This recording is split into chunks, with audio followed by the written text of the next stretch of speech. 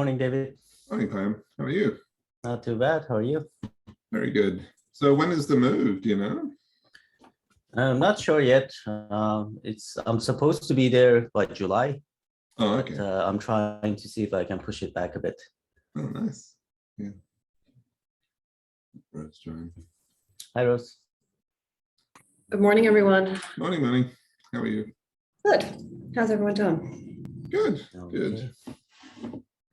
Yeah, I was super busy the last couple of weeks with a fun project, but that's finally winding up. But it's nice to get back to the reading. I finally managed to make my way through about half of the geometric deep learning lecture series. So you watched the talk. How much of it did you get, Pam? Did you fully understand what they were trying to get at and kind of went, well, that's cool, and then moved on? Or I guess I didn't try too hard. I got the gist of it, but yeah, I didn't get into the weeds. so what was your take on what the gist is? I'm curious. No, I really like what they're trying to do. Like they connect it to the Erlangen program in mathematics, how unifying geometry, yeah, I mean, deep learning could definitely use some unification of what makes sense with what symmetries. And yeah, I mean, as they say, like physics is all about symmetry. So I guess the only thing I'm a little bit skeptical about is how much do you know about the symmetry of some data set that sits on a hard drive? You probably know nothing about it, except for very trivial cases. Like for physical data, it makes more sense. For like social data or medical data, like I don't know. I guess somebody has to try it and see. Yeah. Hi, Robert. Hey, Rob. Hi, Rob. Good morning to you guys. Afternoon, nonetheless. Oh, you have a TWIML hat. Where do you get a TWIML hat? Oh, we went to the TWIML.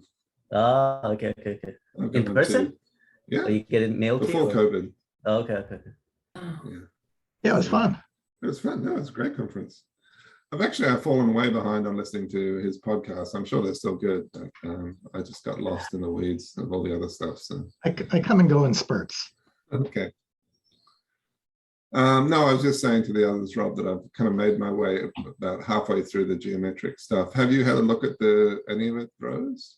I just watched that introductory YouTube that you guys sent last week, and I've just been buried. And so Oh, I understand, and I've been buried too, so I completely get that. Really, really interesting.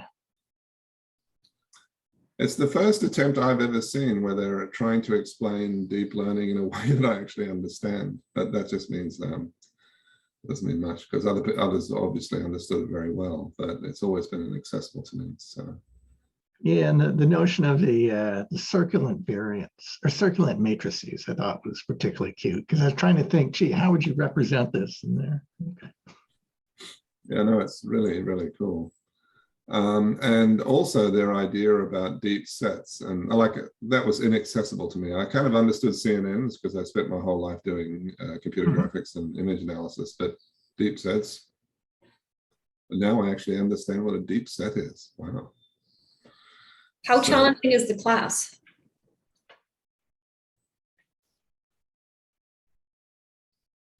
Medium hard. Yeah. It's not intro. I think you'd be okay. I lean back on a lot of the category theory that I've had a chance to study. Mm-hmm.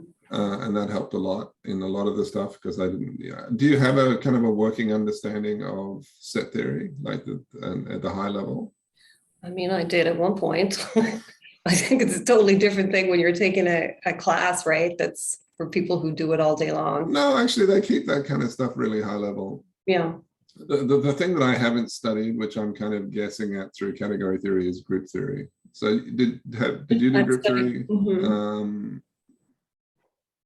Pam, did you do group theory? A little bit. I mean, particle physics is all group theory, so I know it in the context of physics, but yeah, not in a functioning, like I can't go and do group theory for you, but I understand what the concept. I never put me on the spot. No. Yeah. So. Yeah, as you've already pointed out, the kind of the big idea is that we can exploit symmetries to overcome recursive dimensionality. And that's a really big thing, right? So like LeCun's paper about deep learning is interpolation, not it's extrapolation or interpolation. I can't remember which one it was. But his critique that the data's the sample data in these high dimensional data sets is so sparse, all you can really do is interpolate things like that. So, but then that obviously led to the question I posted in the thing, which is, can we inductively discover symmetry? Now we have in physics. So Payam, what process did we use in physics to use inductive mechanics to sort of induce knowledge about symmetry? Yeah, I don't know if it's, I guess physics is easier because symmetries are obvious, like intuitive. Like, I don't know, you have translation, you have gauge symmetry, right? Like if you put your coordinate system anywhere in the world, you expect the laws of the universe not to change, right? It doesn't matter where how you define your coordinate, the laws stay the same. Or like translation symmetry, you can move an object through space and still the same object. There's time reversal symmetry, which is the entire sort of everything in physics is built. Like if you basically change your t variable in any physical equation to minus t, everything still works. So I think these are like very trivial symmetries that I think we just know intuitively. I don't know, I guess you can study it. But yeah, like I was saying, it's really hard for me to imagine how you would go about like even a data set, imagine what symmetries. I mean, the exception is of course convolution, right? The convolution filter, like it is trying to put the translation symmetry. But as far as I know, we haven't discovered any more convincing ones. Like I know people use transformers, for example, to do all these things, right? Like with assuming very little about the data, you can get sort of a representation in your set. But then I don't think anybody has discovered any new biases in the symmetries in the data that would be useful, like the convolution layers. But I mean, one use of this I can see is if you could unleash all these mathematics and theory on like some deep learning, whatever data sets, and come up with useful symmetries or useful kernels, like the convolution kernel, that would be helpful in general. But as far as I know, nobody has discovered anything. So usually people discover it by chance or by some other process, and then they map it into these theories. So of course, this was part of this all along. Like this is how you get it. But I haven't seen anything new coming out of it. So I'm waiting for them to discover something new, I guess. Do you think that part of the problem is that with physical stuff, we have a shared understanding and agreement about what the objects are? There isn't a lot of fuzziness around, is this an object or is it not an object? Well, there kind of is, right? There is no object anymore. Like if you keep going down, it's all fields and it's not clear what's a particle, what's a, I guess, but maybe it doesn't affect your life. Within layers of abstraction, whereas a lot of the stuff that we're trying to apply it to, they're human created constructs that it gets really difficult to define what is the object and to have agreement about that, right? A lot of the time we think we're talking about the same thing. I mean, I think there are a ton of examples of this in medicine where, they've built these huge complicated ontologies and still there's huge disagreement about, is it this or is it this? Like there are like really good simple examples in physics too where people disagreed. And for example, like the Cooper, I don't know if you guys know about superconductivity. So I guess in the classical picture, it's just electrons going around in a metal, and there's some resistance. So then once they discovered that the resistance goes to zero, then the electrons, basically, if you just consider electrons, you can't figure out why resistance goes to zero. But then you have these things called Cooper pairs, 2 electrons paired together. So that becomes your object. And the dynamics of the 2 that are coupled, that's the primary object in your model. And then everything makes sense. So that was also discovered, but maybe that's way simpler than like whether I need to measure a patient's temperature or something else, right? Well, no, I think that's a great example, because I think we've always sort of thought that illness comes from something biological in you, right? And right now there's increasing understanding and interest that in actual fact, illness is not necessarily about just something in me, that family dynamics or social dynamics or whatever also play into it. So level do you define the object? Are you looking at a person? Are you looking at a cell? Are you looking at an organ? Are you looking at a family? Are you looking at a society? Yeah, these are very, very challenging questions. And that's why I was kind of interested in causal discovery, right? I mean, is there a systematic way, even in like a simple system, to have a principled way of looking for objects given some ingredients, right? But let's take that as given, even that's not given, right? The ingredients are not necessarily, you probably have to make a choice. What are your primary ingredients? But given that, like, what is the grouping of those ingredients that makes sense for a given problem? I think that's something that systematically, hopefully somebody can solve. I think that we can, the best we can do is within any particular system or model of understanding, be able to identify the objects and the links between them. But then it gets messy when there are like multiple different models for this. And I think to your point that like, we might think that that's true, that's not true of the physical world, but it's true of the physical world too. It's just that maybe we're biologically programmed to see the physical world in the same way. And so we don't have as many disagreements about. And also the experiments are like incontrovertible, right? Like you get to do an experiment, everybody else goes do it, get exactly the same thing, plus minus some error. Like, I don't know, in medicine or psychology, that's just not the case, right? Like it's really hard. Any little assumptions you make in your experiment, everything changes, and it's just really hard. Well, I think maybe some of that is like scientific rigor and the ability, who can do the experiments.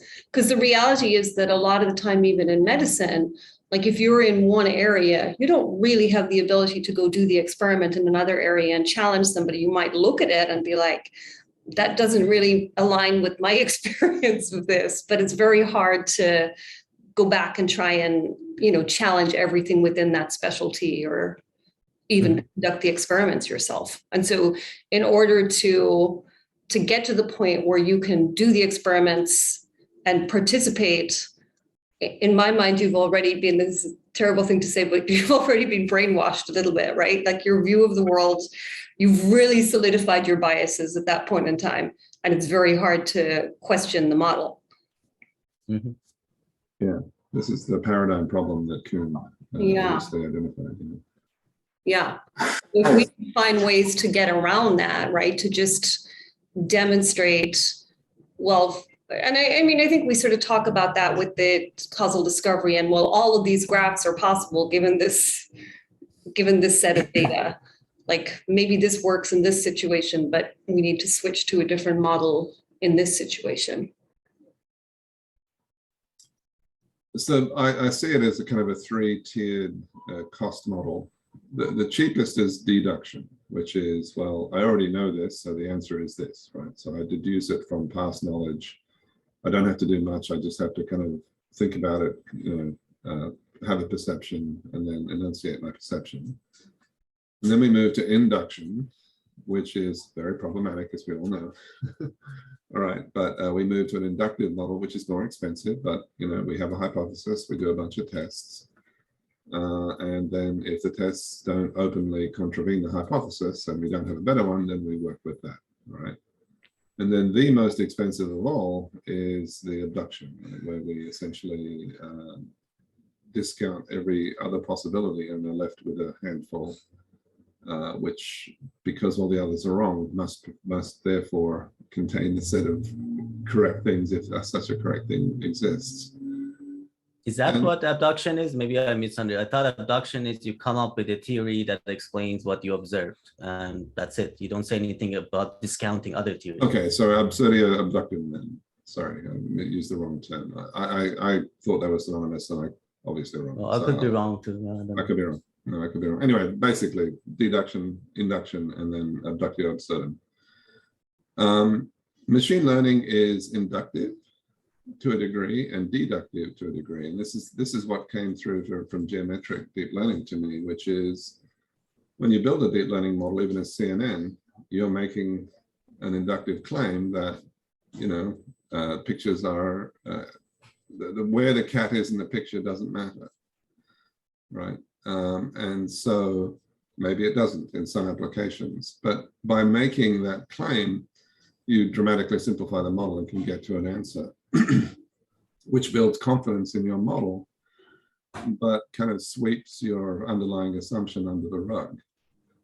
And perhaps illuminating the biases that we've encoded in our deep learning models clearly in the form that we believe that, you know, where you are doesn't affect your health, or, you know, how old you are isn't a factor in asthma or something. I don't know. I'm just using these terrible examples, which are somewhere in the middle. So if we could essentially go back and look at the deep learning models and kind of give them a scorecard, a symmetry scorecard, to say, okay, this model exploits these symmetries. This model assumes that the manifold of the data is smooth and is relatively low frequency. No, right? My brief segue into economics data proved that that wasn't the case. You can remove the local kind of fluctuations, and in the perfect case, which is the I'll show you the thing. So it's easy if I just show you pictures. Just give me a moment here.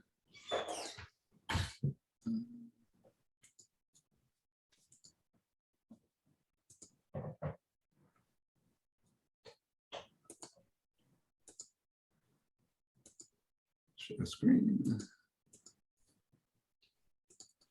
Okay, so in the geometric deep learning case, right? Sorry, the geometric random walk case, we have a geometric random walk, which is the stochastic process. And then we can apply filters to it, the ARIMA filter. And we, when we apply wavelets, when we get rid of, you know, small impulses, we essentially get back to a smooth result, right? So that means that the underlying assumptions about the fact that the input data was geometric, a geometric random walk, was a valid assumption because we made it so. All right, and then we apply that to actual data, and we get an ARIMA model for that. And we remove the wavelet data, we get this, right? This is not smooth. Okay, so our underlying assumption that the stock price is locally smooth isn't true. Okay, so what does that mean? Does that mean that, I mean, if we set no upper bound to the complexity of the function that we need to model the stock market, and we had an infinite amount of data, then that assumption would go away. And so if we build a very deep learning model with, you know, many layers, and we feed it huge amounts of stock market data, the function approximator would do a very good job of capturing the underlying manifold, maybe, but maybe there's just exogenous events that are so rare and so unlikely that any amount of data that doesn't include them doesn't help, because the exogenous situation, which only occurs every 1,000 years, we've never encountered before. See, this to me means when you get these huge spikes like this, it means that there's new information entering the system, and the system's negative feedback loops have to essentially come back to equilibrium, right? They need to reset with these exogenous impulses. And so deep learning can't help here, right? It can do all the smooth stuff, right? It can give you the when there's no exogenous shocks to the system, then it works very well because the future is smoothly related to the past. But when we get exogenous shocks, the models can't hold. So that's kind of fine, right? I mean, nobody can predict all exogenous effects, including deep learning. Like, it's not magic. So humans can't do it either. Nobody can. But maybe that's not the question. I guess the question is, I guess maybe you would want a model that tells you what you should do with your stock, given that this thing just happened. So that you can do. So that presumably that whatever perturbation has happened many times in the past history, and your model could learn in the event that that thing happens, this is the best thing to do. Right. And then you can do that, right? So that's Dalio's argument, and it's a good one, right? Which is to look deeper into history, to have more layers to your function approximator, And you do a better job of predicting the future. Sure. Well, And also, I guess if you do a little bit of better prediction than everybody else, that's all you need to do, right? You don't need to get everything perfect, right? well, in the stock market case, not in the health Yeah, case. yeah. What Right. about the impact of the interventions coming about as a result of monitoring the data? Like, I think the stock market is a really good example of this, because if you get to the point where you have built these models and the models are in the hands of powerful enough entities, they basically get to create the future. Like, none of it has to actually be reality. They just need to put it out that here is the narrative, right? The stock market is going to go down or going to go up for whatever reason. And they can cause those jolts because they have the resources to do it. They do, and then we had things like that. What's the computer shop, Rob? Where the small retail investors. The Robin Hood thing, is that what you're talking about? Yeah. So that's mass GameStop, action. yeah, GameStop. GameStop, that's the one. Yeah. So that's kind of a mass action inverse of that, where information got out into the public domain of a different kind and caused the market to behave in a different way.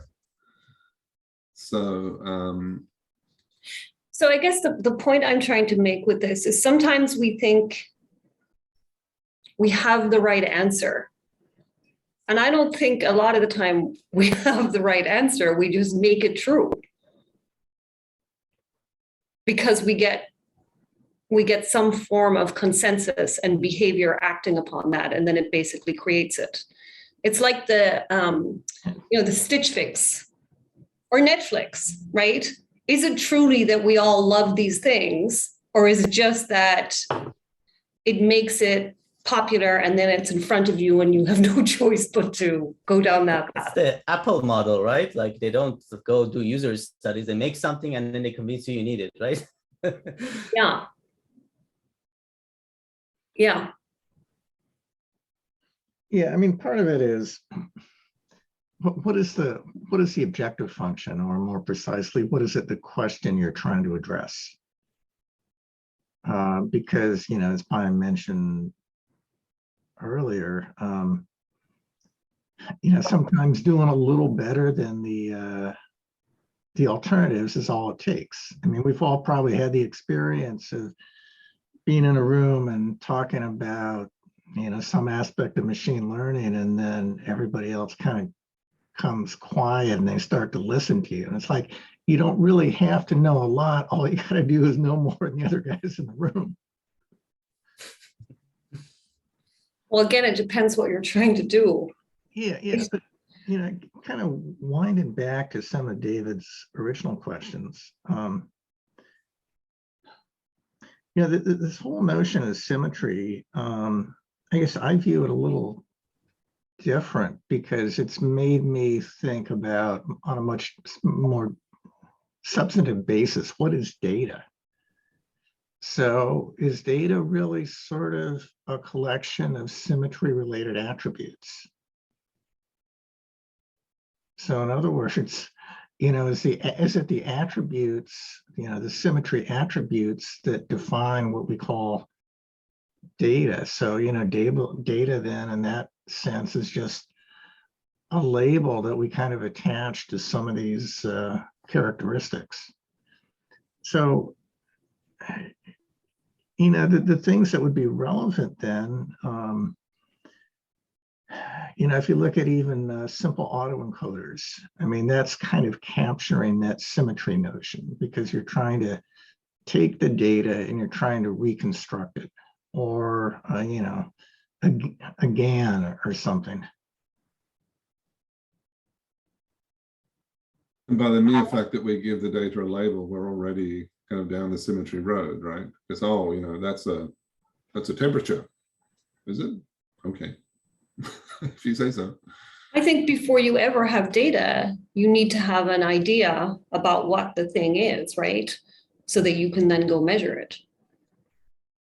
You've already put a theory in place of some form, right? By defining the objects and deciding how you go about measuring them. Very true.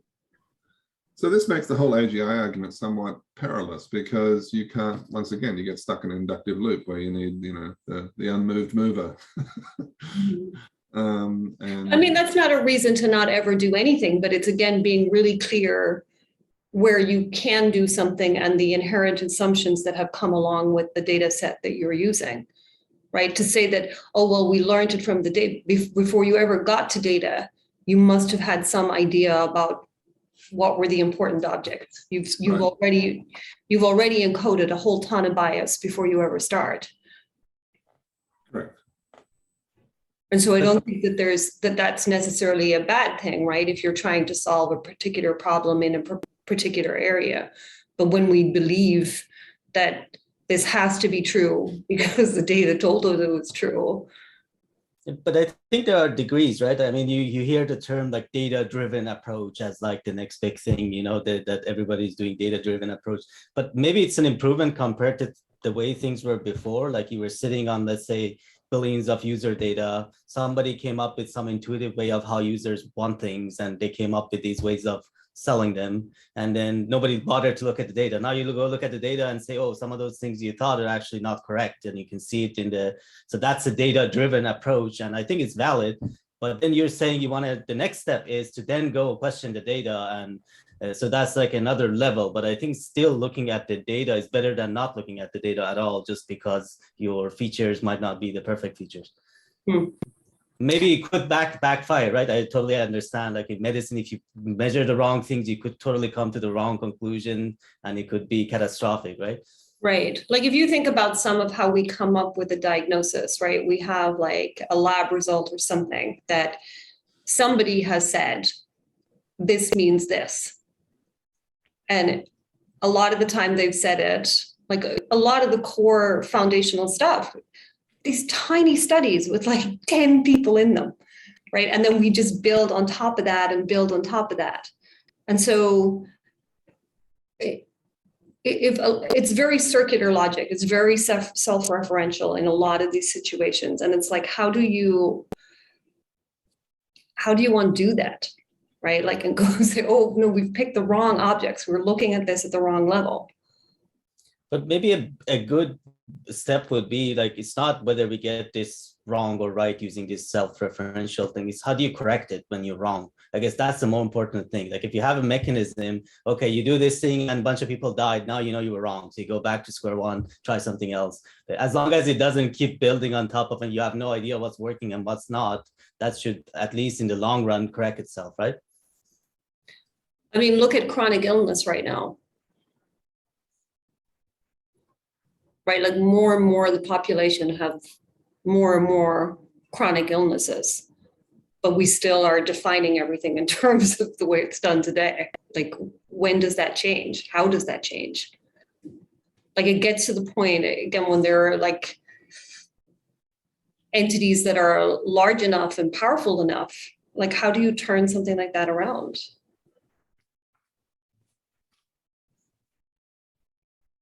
So I gave up. So Data. I was at the Department of Homeland Security, and I was trying to do something similar to what you're trying to do, Rose. And I sat there for 2 years, and I just said,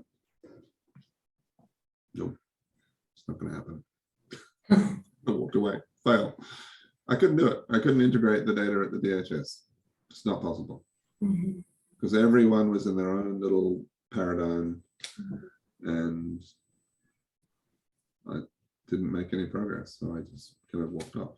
So I think the difference with healthcare maybe is that it's just become so expensive and painful for people that maybe there's hope. Epic versus Cerner, and maybe the answer is Oracle. I don't know. Say that again? I said Epic versus Cerner. Oh. Maybe the answer is Oracle. So at least here in the US, we've got 2 different primary mechanisms for recording healthcare data. And yeah, they don't really like to talk to each other. Even when they talk to you, like, that has so little to do with the real problem, honestly. like even within a particular system, the way people define things, like even if you take that out, right? Like if you have a big medical system, the way people think and talk about and document things is different everywhere. All right, this is a little off topic here. But there's a group at Indiana that's doing sort of healthcare, life sciences stuff. And I was wondering, Rose, if you would be interested in trying to talk about data to this group, kind of taking your observations and insights and trying to put it into a talk. What do they do? It's just a bunch of academics who haven't learned to pay attention to data yet. No. So the differences between, biometric data and EHR data and claims data, all that stuff. I've never thought about that. Yeah, I mean, I'd be happy to talk to people. Giving a talk, putting together a talk right now, it's like maybe that's not in the next month. But totally happy to talk to people. And I could commit to giving a talk a little later, but right now I'm like. Since your answer was a qualified possibly, I'll go. Definitely maybe. I'll go talk to the other guys about it. Okay. So David, I like your idea of finding ways to encode our biases into the model and being aware of that. And I think that ties very nicely into the idea then of having a layer above that, of recognizing that you have the wrong model and switching to a different model, which may give you a whole different bunch of interventions. Right, or at least going through some kind of a symmetry approval process where you can go to a shopping site and shop for symmetries that have some validity, right? So right, it's like a Wikipedia, but for symmetries. Okay, so if I'm studying biochemistry, right, these are the biochemical symmetries that are known and approved. And if you utilize these as the foundation of your theory, then you could use these to do deep learning in a way, and we will take your results seriously. But if you just kind of pull something out of the sky and don't give us any kind of inductive proof or inductive reason to believe that the symmetries that you're employing aren't valid, then I don't think that that's actually, as explainable AI, I don't think it's very good. But if your goal, and I think that medicine requires explainable AI. I don't think you can use data-driven approaches in the black box sense in the human. Yeah, I think there's will be huge resistance.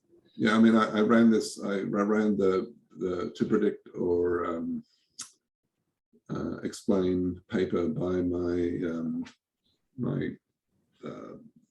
sociability group.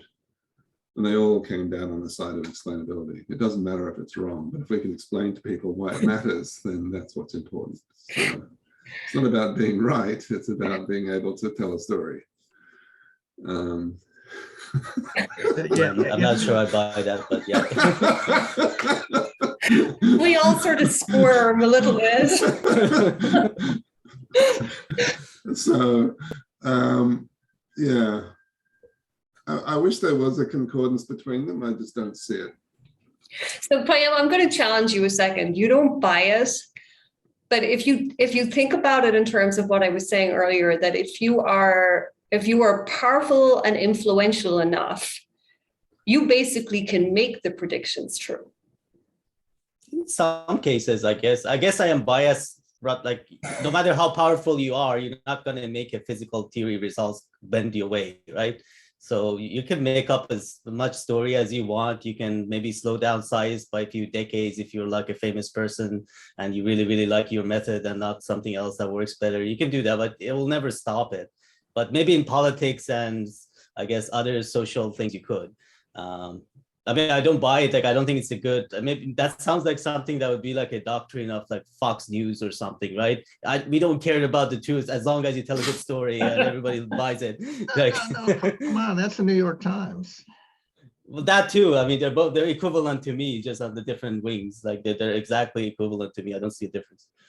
I mean, that's our world, right? Like if you look at all of the like polling that happened for elections and stuff, and they get it wrong like so frequently recently, and still that's what all the conversation is about all the time, right? Like, and that's why I trust prediction more than explanation. Like prediction, you got it right. And let's say you always get it right. I mean, I trust that more than you explain a bunch of things that and you don't really care that it's true or not. but sometimes the predictions make it right. Right. So like, I think the polling and stuff has a huge influence on outcomes of elections because it changes the conversation to, oh, these are the things that are important. And here are the reasons why. And here's what people are feeling. And you're like, oh, I'm in that bucket over there. Well, I mean, that's definitely one failure mode, like the self-fulfilling prophecy, right? But let's say you make a prediction, you don't tell anyone, so you don't affect anything and you get it right all the time. I think we can agree that that's more useful than you coming up with some elaborate story that's always wrong. Yeah. David, here's a thought kind of relating to what you were saying a couple of minutes ago. Certainly in risk management and in other industrial processes, there are standards for processes of how to do things, ISO standards, for example, accounting, you know, they've got basically a series of steps that you got to go through. Now, potentially you could think about trying to sort of codify and apply those steps to, you know, some of the symmetry issues, some of the deep learning issues. Can you give an example of what you're thinking about there?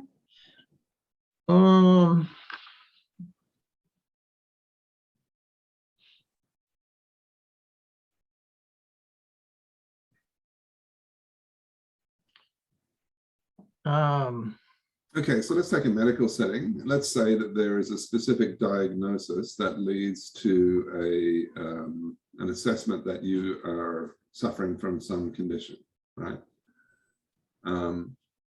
That diagnosis has an underlying symmetry, which is we're all the same to some degree. And, you know, it is valid to take the results of this test out of context. In other words, if I measure your blood and do these 6 steps, it doesn't matter what your genetics are. The results of the test are valid regardless, right? So there's this implicit underlying symmetry that all people are the same. Okay, so given that all people are the same and I see these results, then it is, I would make the judgment that you have diabetes. Okay, so that's what I'm trying to get at. As long as it's clear that the underlying assumption is that everyone's the same and that every patient that a doctor sees is essentially the same person with a different sickness, then sure. Is that valid? No. No, why not? Like if they measure your whatever sugar level, insulin level, and they diagnose you as diabetic or not, I would say that's perfectly valid. In that sense, everybody is the same. Maybe there are some rare cases where something weird happens, but in the ways that matter for like this particular example, like it's valid to assume everybody's the same, right? But if you're on 14 other medications and et cetera, you're not a quote unquote normal person. Yeah, but on average, so that's the problem, right? That's, I guess, your problem that you're saying. So if you do this for 1 billion people, maybe 99% of them you're going to get right. 1% is on 16 different medications, you're going to get it wrong. So I guess that's the job of the physician to be the judgment. But there's nothing wrong with the model. I think the model is perfectly good and useful. So where the model falls down, I think this is an interesting example, is that for the majority now, we are talking about the majority of people are on 16 medications is low for a lot of majority of people are on 16 different medications. I sat in a call this week where we were doing case review of this particular, and it's like, it's a high complexity patient population. And somebody said like, oh, they're only on 17 medications. I almost fell off my chair, like only on 17 medications. Like, how can a phrase like that ever be like, that's normal now? They're only on 17 medications. Rose, let me try and answer your question in a simpler manner. Suppose you're looking at a company and you're trying to assess its risk. Okay, so you might think of, I'm kind of making this up here, but you might think of this as saying, okay, let's list our prominent risk factors. I don't know, suppose we got 4 of them. And then let's go out and measure the level of those risk factors. Now, if those levels are all below certain thresholds, then you can say, you know, the risk is, or the company is, you know, within some acceptable limit. So that's what I meant by trying to sort of codify the process of how you would assess it. So that's all done. Like that happens in medicine today. And I guess the point I'm trying to make is that then that becomes a self-fulfilling prophecy because of the model of the way that people are paid. So if you have a highly complex patient, you're paid more for them. So if you have a patient who has diabetes, mental illness, cardiac disease, whatever, you get paid more for every complexity that's added. So a diagnosis that might never have gone on a chart at some point in the past, because of the sort of codification that you're talking about, you're actually motivated to get as many of those in the chart as possible. And so that's how we end up with patients that have, you know, diagnosis lists that go down like 80 items and then treatments for each of those things in there too. Right? It feels to me like we're missing the point about what's going on with somebody. Like we're using the wrong system. If you have 80 different diagnoses, however many medications, right? There's something that we've missed here. Yeah, everything but the dollars. And I don't think that people are necessarily, well, some people are, but like most people working in medicine, I don't think they're thinking about it in terms of the dollars necessarily. I mean, some people are for sure, but like when that's the reality of how you get paid, then all these systems have come in that do exactly what you're saying, right? Can we identify the patients that we might have missed that should have this diagnosis, and that's going to give us an extra however many dollars per person per month, right? And so then the AI ends up driving these huge feedback loops. So now you have the diagnosis, so then you should have the treatment. And so let's add another medication into your... Does nobody check, like once they, let's say the doctor recommends a new treatment because of they fall into this regime, like nobody checks how the outcome has improved compared to them not having received this? No, I mean, gosh, it's hard. Measuring outcomes is really hard, right? Especially with this particular population, because if somebody is that sick, like people are trying, don't get me wrong, it's not, but it's not as easy as it sounds, right? Like, so how do you measure an outcome if somebody is that sick and they are struggling to do basic things like walk, breathe, you know? Well, you can't do it on an individual level, but if you have a large enough sample, presumably like the new treatment that's sort of now somebody is advocating wasn't done before. So you can go in your historical data and look at all the people who should have gotten this theory before you came up with it and see that 30% of them died within 5 years. Now you do the same thing, maybe 20% die, and then say, okay, maybe we did something useful on average. Who's going to do those studies? Well, I would hope that one condition for having the new treatment be sort of adopted is to demonstrate that it would have made a difference in the historical data. No, that's not how it works, right? We do a randomized control trial on a relatively simple set of patients for the most part. And then once that medication is approved for this this particular patient set, there's a huge push to make it standard of care, right? And I mean, I don't want to be too So there's cynical, no like, reflection, like pushing- 5 years down the road, like after I mean, it's being approved, nobody goes some back. people do, but that's not where the majority of energy goes. And I think that's changing a little bit. I mean, I definitely see people now trying to like polypharmacy is definitely an issue, and people are seeing that. But, I think observational studies they're not as respected as randomized control trials. And it's kind of easy to game a randomized control trial to, if you want to. If you're trying to do it properly, it's one thing. But if you're manufacturing some pharmaceutical, like, of course you have a motivation to have it go well.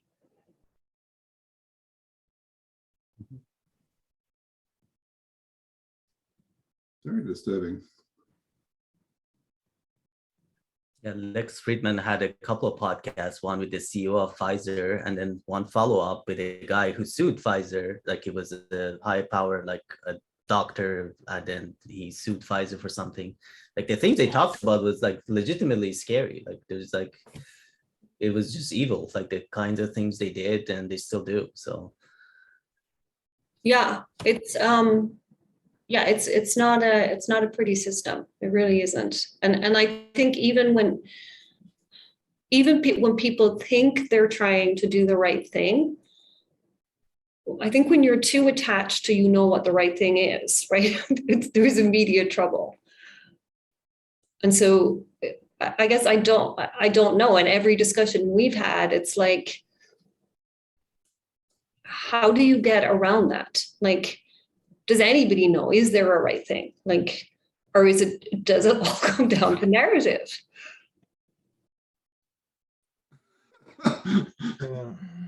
hopefully we should believe at least there is some better ways of doing things than worse. Otherwise we should all give up and, crawl back to our caves. I mean, clearly none of us believe that, right? And we wouldn't be sitting here talking about this stuff, but it's certainly, I think constantly testing assumptions and doing what you're talking about, like going back and seeing, did we get the results we thought we were going to get? But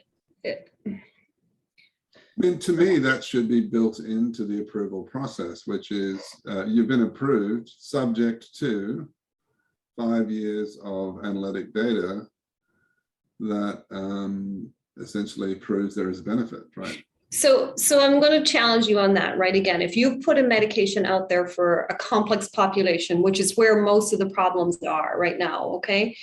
And then somebody wants to run an observational study to basically really challenge your randomized control trial.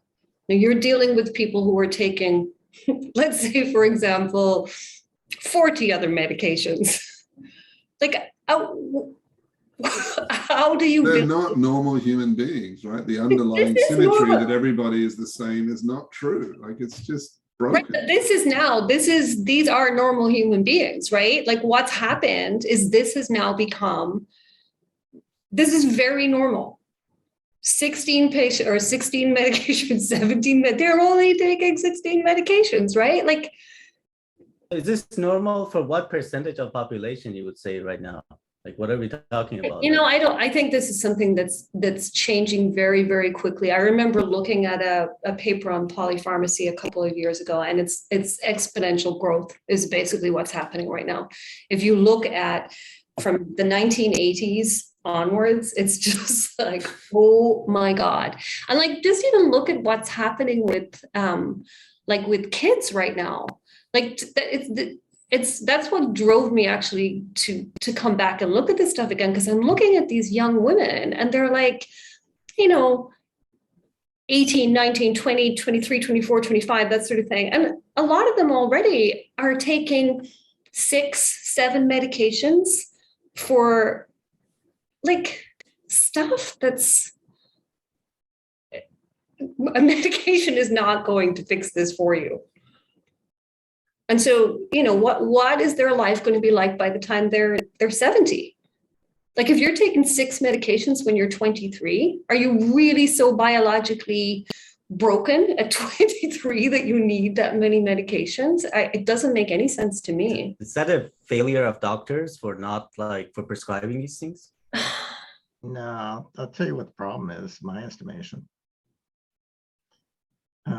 And this actually showed up big time in the opioid epidemic. But a lot of doctors were evaluated on the basis of patient surveys, kind of how the patient felt. And what the doctors figured out is if they wrote prescriptions, then the patient felt good. It felt like the doctor had treated them and solved them. So unfortunately, I mean, we created millions of opioid addicts from these incentive systems. Yeah, it's interesting because I think the direct to consumer advertising, and It's a role, yep. they're very sophisticated about how they go about that right now. And so like, you have these user groups that are out there, support groups for people with chronic illnesses, right? And they have online boards and whatever else. The pharmaceuticals have infiltrated those organizations and they are talking directly to patients about like, oh, it's so unfair that your doctor is making it so hard for you. If only you had access to this medication, your life would be so much better. Like it's crazy the stuff that happens.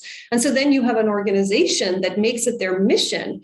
Like we have to get doctors to understand our issues and prescribe this medication for us.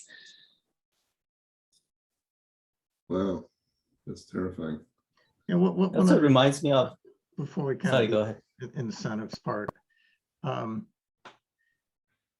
Yeah, we've probably seen this to some degree, but it's amazing how money, and sometimes not a lot of it, can really change people. So, we kind of say, yeah, it's not going to matter, but I've been astonished in many cases about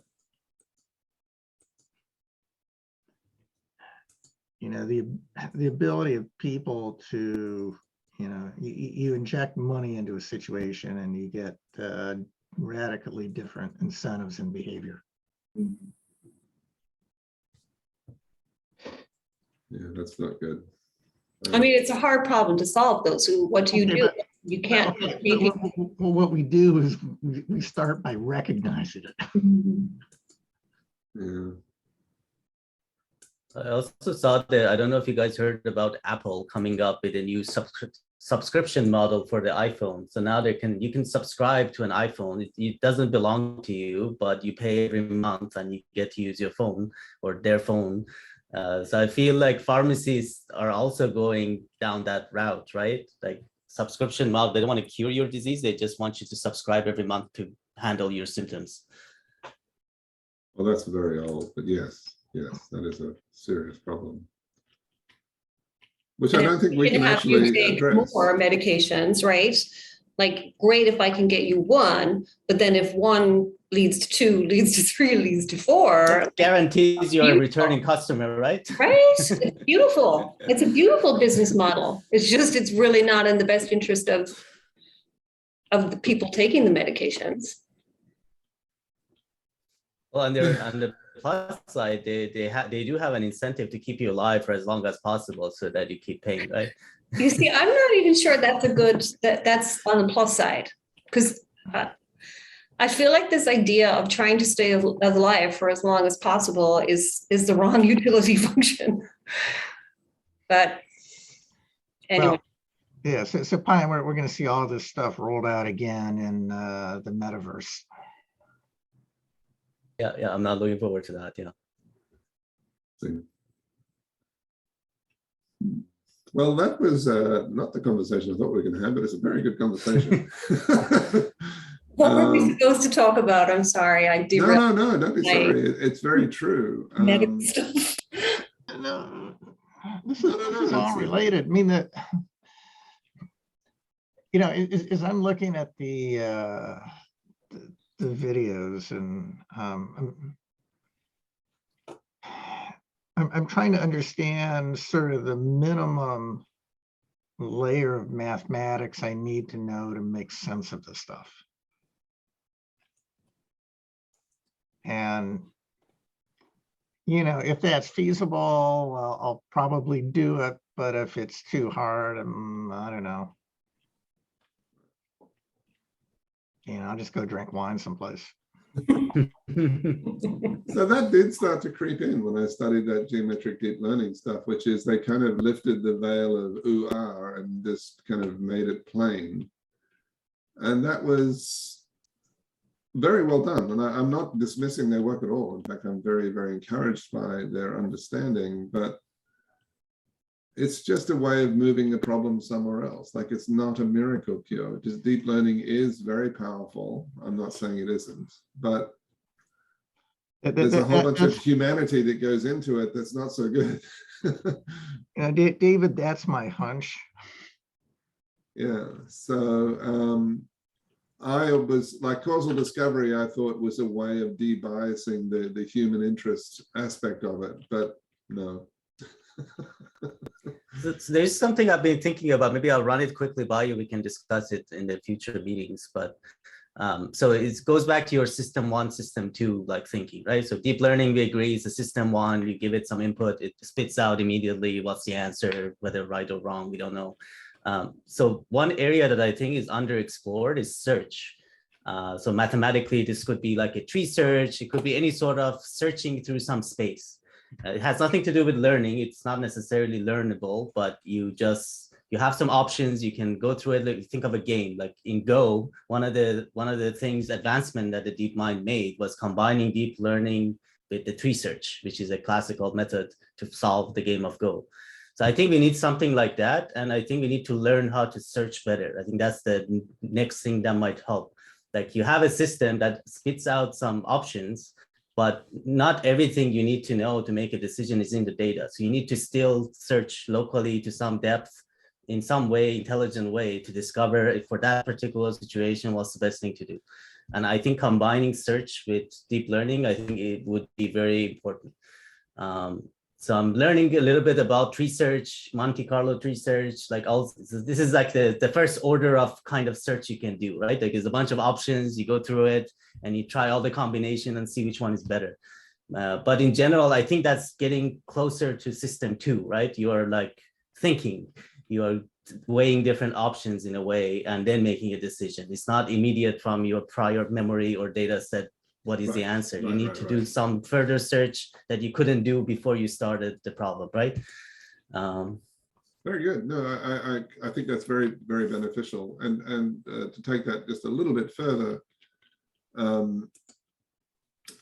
you're essentially challenging, as we should, the notion of Hume's problem of induction, which is, well, we're assuming that the future is just a function of the past, but maybe it isn't. Yeah. So when you say search, what do you, and I mean no disrespect, there has to be something that you're searching for. You have to have a metric space by which you are measuring that you're getting closer to something. Is that? Yeah, I mean, this is mostly common in games, right? Where the metrics are very clear, right? Like some evaluation of the scenario, right? So you imagine different simulation scenarios, and you evaluate, given some evaluation function that is not set, you're learning. So you have some prior evaluation function, you use it to search, you get some outcome, and then you modify your evaluation function in a Bayesian way or some other way. So it's a recursive process. That's what I like. It's not a one-shot feed forward thing. You have to go back. But yeah, you're right. I mean, coming up with an evaluation metric for something complex is not trivial. So that's why people have done it for games so far and not for super serious The real things. world's a lot more complicated. Are you searching for a pattern? Or you're searching for an object? Are you searching for, let me rephrase it. Are you searching for a pattern of objects? Or are you searching for an object? I guess in the most simplest case, it's neither, right? You are searching in a space of decisions for the optimum set of sequence of things. So you keep going in a tree, and then once you find a good solution, you backtrack and see what are the decisions you had to make to get there, and you try to make those. But I mean, you can generalize it to anything you want. I just don't, I guess I haven't seen people doing that yet, or I don't know how to search for people working on this. Right. I guess maybe what I'm more interested in is the idea of you then search amongst different models as opposed to searching within a particular model. Yeah, I mean, searching within models, I guess it's a second next level, right? This is you're searching within your options in a given model, right? Like it could be like totally experimental to like given some model, right? It's usually one model that you're searching within. But yeah, I mean, you can generalize it. No, sorry, go ahead. Sorry, I apologize for interrupting you. You hadn't finished. My bad. No, I was just going to say, could we search for symmetries? Like, could we search for invariants? Yeah, I don't see why not.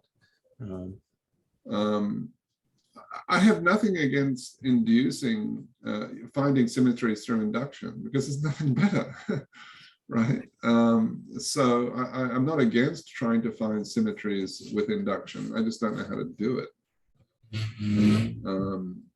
But yeah, anyway. So Rose, you've raised some very, very interesting questions. I think I'd like to try and drill into those a bit more deeply next time. So do you want to talk about a little bit? Do you think you could frame a problem that we could chew on or something? Do you have a paper or a specific event that you have that kind of gets you all going that we could potentially think about together?